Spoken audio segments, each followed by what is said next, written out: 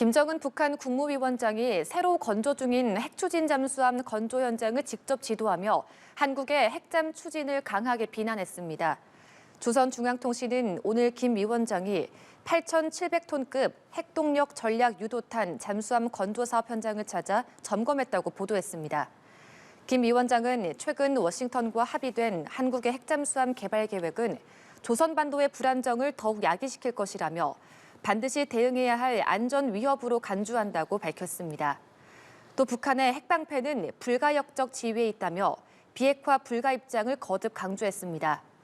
특히 김 위원장은 북한이 새로 건조하는 핵추진 잠수함을 두고 중대 변화이자 핵전쟁 억제력의 중대한 구성이 될 것이라고 평가했습니다. 북한이 어제 신형 장거리 대공미사일을 시험 발사했다고 밝혔습니다. 김정은 국무위원장도 참관했는데요. 핵추진 잠수함 건조 현장도 찾아 우리의 핵잠 보유에 대해 반드시 대응해야 할 위협이라며 비난했습니다. 보도국 연결해 자세한 소식 들어보겠습니다. 김민아 기자.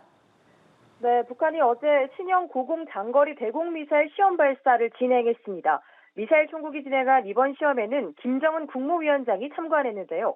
조선중앙통신은 오늘 발사된 대공미사일들은 200km 계선의 가상 고공 목표를 명중해 소멸시켰다고 밝혔습니다. 그러면서 개발 중에 있는 고공 장거리 대공미사일 체계의 전술적 평가를 위한 첫 시험 발사라고 말했는데요.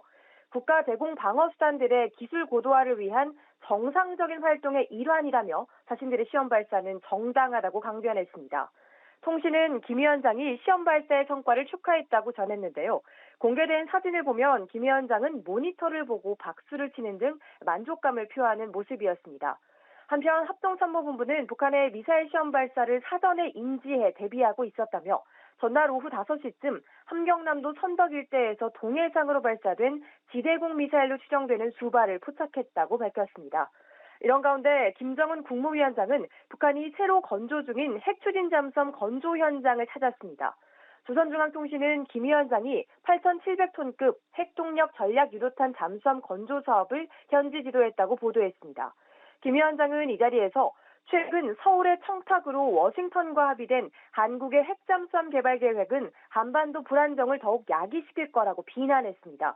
그러면서 자신들의 안전과 해상 주권을 침해하는 공격적인 행위로 반드시 대응해야 할 안전 위협이라고 강조했습니다.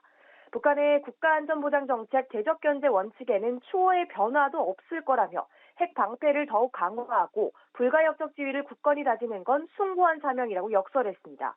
해군의 핵 무장화도 강조했는데 SLBM 등 해상 기반 핵 투발 능력을 갖춰나가겠다는 뜻을 강조한 걸로 풀이됩니다. 통신은 또 김 위원장이 새로 개발하고 있는 수중 비밀 명기들의 연구사업 실태도 구체적으로 파악하고 해군 무력 개편과 새로운 부대 창설과 관련한 전략적 구상을 밝혔다고 전했습니다. 지금까지 보도국에서 전해드렸습니다. 지난 11월 한미 정상이 합의한 조인트 팩트시트 관련 후속 조치에 속도가 붙는 모양새입니다. 한미 양국은 최근 핵추진 잠수함 건조와 관련해 별도의 협정이 필요하다는 데 합의를 이뤘고 내년 초 미국 실무단이 방한해 본격적인 협의에 나선다는 방침입니다. 이다현 기자가 보도합니다. 최근 미국을 찾아 마코 루비오 국무장관 등 고위 당국자들과 만나고 돌아온 위성락 국가안보실장.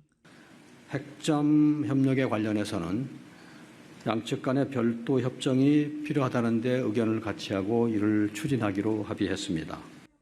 미국 원자력법에 따라 핵물질 이전이 원칙적으로 금지돼 있어 협정을 통해 면제나 예외를 설정해야 하기 때문입니다. 호주 역시 미국과 협정을 통해 예외를 공식화했다고 위 실장은 설명했습니다. 우라늄 농축과 사용 후 연료 재처리 문제와 관련해서도 위 실장은 미국 측의 이 대통령의 비확산 의지를 설명했다고 전했습니다. 특히 핵잠수함에도 저농축 연료를 사용하는 원자로 탑재를 구상하고 있다며 고농축 연료를 도입할 계획은 없다고 강조했습니다. 이에 따라 내년 초 미국 측 실무대표단이 방한해 안보 분야 조인트 팩트시트를 사안별로 본격 협의할 예정입니다.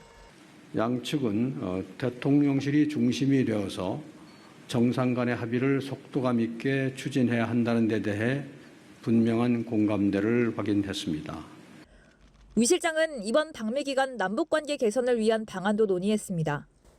안토니오 구테르스 유엔 사무총장을 만나 한반도 평화 안정 방안을 논의했고 미 고위 당국자들과는 북한과 대화 재개를 위한 방안들을 협의했다고 전했습니다. 일각에서 대화 재개를 위한 카드가 될 가능성이 있다고 전망하는 한미연합훈련 조정 문제에 대해서는 깊이 논의되지 않았다고 선을 그었습니다. 캐나다에서는 차기 잠수함 도입 사업 관련 한국 기업들의 장점을 홍보했고, 일본 방문에선 안정적 한일 관계를 위한 공동 노력의 필요성에 공감했다고 위 실장은 덧붙였습니다. 연합뉴스TV 이다현입니다. 내년부터 핵 추진 잠수함 건조와 우라늄 농축 등 한미 정상 간 합의에 따른 후속 논의에 속도가 붙을 것으로 보입니다. 미국 방문을 마친 위성락 국가안보실장은 새해부터 관련 논의가 동시다발적으로 진행될 것이라고 밝혔습니다. 윤석희 기자입니다. 한국과 미국이 내년부터 핵 추진 잠수함과 우라늄 농축, 사용 후 핵연료 재처리 등 양국 정상 간 합의 이행에 속도를 낼 것으로 보입니다. 지난주 미국을 방문한 위성락 국가안보실장은 현지 시간 21일 합의 이행을 위한 일정에 양국이 의견 일치를 봤다고 밝혔습니다. 위 실장은 합의 내용에 우선순위 없이 한꺼번에 논의를 개시하기로 했다며 이같이 언급했습니다.